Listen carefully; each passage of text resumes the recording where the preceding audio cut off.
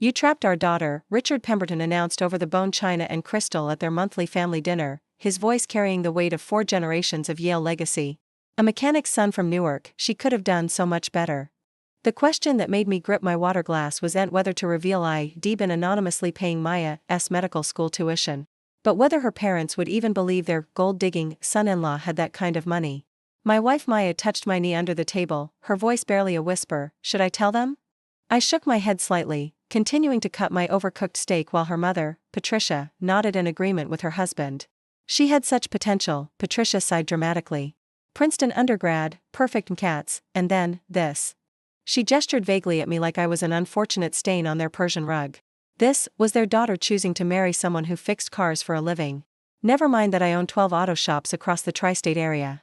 Never mind that my little garage had government contracts maintaining diplomatic vehicles. In their minds, I was just another grease monkey who'd somehow convinced their princess to slum it. "Remember Charles Wellington?" Patricia continued. "He's at Goldman Sachs now. Just bought a place in the Hamptons. He asked about Maya at the club last week." "I'm right here," Maya said quietly.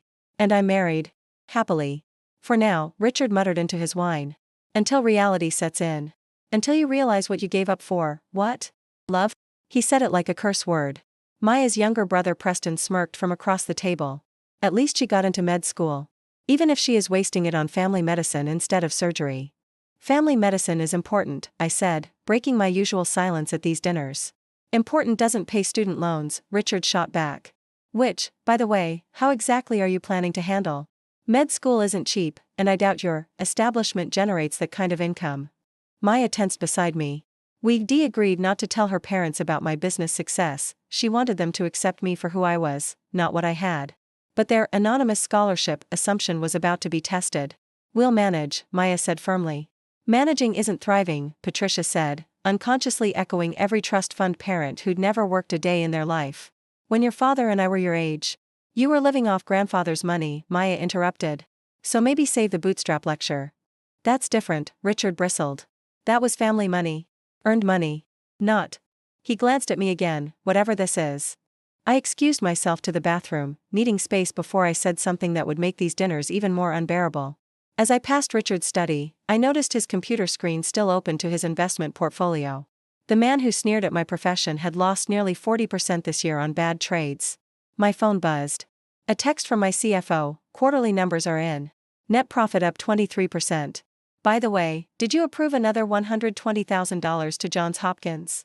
"Yes," I typed back. "Final payment for the year." When I returned to the dining room, they were discussing Preston's girlfriend, a senator's daughter who apparently met their standards. "Now that's a match that makes sense," Patricia beamed. "Similar backgrounds, similar values." "Not like," she caught herself, but we all knew how that sentence ended. "Mom," Maya warned. "What?" "I'm just saying compatibility matters. When the infatuation wears off, what's left? Can Marcus here even understand your work? Your ambitions?" "I try," I said simply. Richard laughed. "Try? Do you even know what Maya's studying right now? Can you spell differential diagnosis?" "She's focusing on pediatric immunology this semester," I replied. "Particularly interested in developing protocols for underserved communities. Her thesis on vaccine accessibility in low-income neighborhoods is groundbreaking." Silence. Maya squeezed my hand, hiding a smile. "Lucky guess," Preston muttered. The rest of dinner proceeded with the usual passive-aggressive commentary. How Maya's classmates were all marrying appropriately.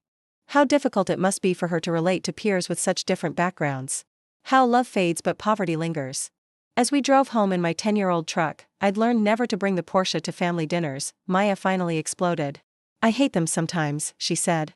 "The way they treat you, it's disgusting." "They love you," I said. "They just have a narrow definition of acceptable. You're too patient with them." "What else can I do? Tell them the truth? That the mechanic they mock has a net worth that dwarfs theirs? That I've been paying for your medical school because I don't want you starting your career with debt?" "Maybe you should," she said quietly. "Maybe they need that wake-up call. Or maybe they need to learn to see beyond bank accounts. Either theirs or mine." 3 months later, the wake-up call came anyway. Maya burst into our apartment, face flushed with panic. "The scholarship. Marcus, the anonymous scholarship. It's gone." "What do you mean?" "The bursar's office called. The donor withdrew funding. I owe $120,000 for next semester by Friday or I can't register for classes." She was nearly crying, and I realized my mistake. When I'd set up the scholarship fund, I'd arranged automatic payments. But last month, I'd switched financial advisors and some recurring payments hadn't transferred properly. It's okay, I said. We'll figure it out. Figure it out? Marcus, it's $120,000. By Friday. I'll have to drop out, defer a year, maybe. Maya, breathe. It's going to be fine. How can you be so calm? Do you understand what this means? My parents were right. We can't afford this life. I'll have to ask them for help, and they'll, no, I said firmly. You won't ask them for anything. Then what? Take out massive loans? You don't understand the interest rates on medical school debt. I understand more than you think. I pulled out my laptop. Watch this. I logged into the portal and navigated to the payment screen. With a few clicks, I submitted the $120,000 payment. Done. You're registered for next semester. Maya stared at the screen. That's not possible. Our checking account doesn't have. Different account, I said gently. One I don't usually mention. She sank onto the couch. Marcus, what's going on? Remember when you asked me not to tell your parents about the business? Said you wanted them to judge me for me, not my success? Yeah? Well, you never asked me not to pay for your education. So I've been doing it anonymously. The scholarship that just ended? That was me. You've been paying my tuition? All of it? Every penny. Books too. And that research trip to Guatemala you thought was grant funded. But that's almost $500,000. $478,000 so far, actually. Worth every cent to watch you become the doctor you're meant to be. She was crying now. Why didn't you tell me? Because you would have felt guilty. Or tried to take loans instead. Or worse, let it affect our relationship. This way, you could focus on studying. My parents, if they knew. Which is why we're not telling them. Not yet. But secrets have a way of surfacing. 2 weeks later, at another excruciating family dinner, Richard was in rare form. The stock market had been unkind, and he needed someone to belittle to feel better about himself. I heard about Maya's scholarship situation, he announced over appetizers. Don't worry, sweetheart. Your mother and I discussed it. We can loan you the money. Loan? Maya asked carefully. Well, we can't just give it to you, Patricia explained. That wouldn't teach responsibility. But we'll offer favorable terms. Only 8% interest. You want to charge me interest? Your own daughter? It's a life lesson, Richard said firmly. Besides, someone has to pay for your choices. He glanced at me. Clearly, your husband can't. Actually, Maya started. We appreciate the offer, I interrupted. But it's handled. Richard laughed. Handled? Did you rob a bank? Sell a kidney? Oh wait, let me guess, payment plan with the school? How modern. How poor. Richard, Patricia chided weakly, though she was clearly enjoying this. No, Pat, they need to hear this. This is what happens when you marry beneath yourself. You end up begging for handouts or drowning in debt. We're not begging, Maya said through gritted teeth. Not yet, Preston added helpfully. Give it a few years. Once the babies come and Marcus here is still turning wrenches. I said it's handled, I repeated. How? Richard demanded. How is $120,000 handled by someone who probably doesn't make that in 2 years? I looked at Maya. She nodded slightly. I paid it, I said simply. The room went quiet except for the grandfather clock ticking. You paid it, Patricia repeated slowly. In full? In full. With what money? Richard's voice had gone cold. Did you take out some predatory loan? Mortgage your garage? With my money. From my account. That I earned from my business. Preston laughed. Right. Your business. What, did you overcharge some diplomat for an oil change? No. I transferred funds from my investment account, paid the bursar directly, and Maya's registered for next semester. Actually, I've been paying all along. The anonymous scholarship she's had for 3 years? That was me. That's impossible, Richard said flatly. That scholarship was from a foundation. The Evergreen Education Fund. Which I created and funded. Check the public records if you want. Patricia was already on her phone, furiously Googling. Her face went pale. Richard, it's real. The foundation. It's registered too. She looked up at me. How much have you given? To Maya's education specifically? Just under $480,000. To the foundation in general? About $3 million. It funds medical students from working-class backgrounds. $3 million? Preston's voice cracked. Where did you get $3 million? Richard demanded. I earned it. Fixing cars. Running a business you've spent years mocking. Turns out there's good money in keeping diplomatic vehicles running. Who knew? You're lying. This is some elaborate. I pulled out my phone and showed them the payment confirmation. Then the foundation documents. Then, because I was tired of this game, our business's latest valuation for the expansion loan we didn't need but took for tax purposes. Richard stared at the numbers, his face cycling through confusion, disbelief, and something that looked like rage. You've been sitting here for 3 years, letting us think. Think what? That I was poor? That I wasn't good enough for Maya? You thought that before you knew anything about my finances. Money wasn't going to change your mind. But you let us humiliate ourselves. You humiliated yourselves. I just didn't correct you. Why? Patricia whispered. Why hide this? Maya answered. Because I asked him to. I wanted you to see him for who he is, not what he has. A test you failed every single dinner for 3 years. That's not, we were protecting you. Richard protested. From what? From a man who loves me? Who supports my dreams without asking for credit? Who sits through your insults with grace while secretly funding my entire education? We didn't know. Exactly. You didn't know, and you were cruel. What does that say about you? The room fell silent again. Preston was doing something on his phone, probably calculating how badly his trust fund stacked up against my business earnings.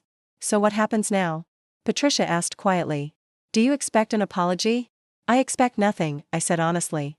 Same as always. But things are different now. You're actually successful? Nothing's different. I'm the same mechanic who married your daughter. The same guy you've called a gold digger for 3 years. The only thing that's changed is now you know your assumptions were wrong. Surely we can start fresh, Richard tried. Water under the bridge? Can we? Are you suddenly interested in my work? My background? My family? Or are you just interested in my bank account? That's not fair, isn't it? Tell me one thing about me that isn't related to money or status. One thing you've learned in 3 years of monthly dinners. Silence. That's what I thought. We left shortly after. In the truck, Maya held my hand tightly. That was intense, she said. It had to happen eventually. They'll probably be different now. Probably. But not better. Just different. Do you regret telling them? No. But I don't expect miracles either. They'll either become sycophantically nice because of the money, or they'll double down on resentment because I made them look foolish. Either way, it won't be genuine. I'm sorry, she said quietly. For all of it. For asking you to hide. For letting them treat you that way. Don't apologize. You were hoping they'd surprise you. That's not a character flaw. What is it then? Optimism. Same thing that makes you think you can fix healthcare from the ground up. I love your optimism. Even when it's delusional? Especially then.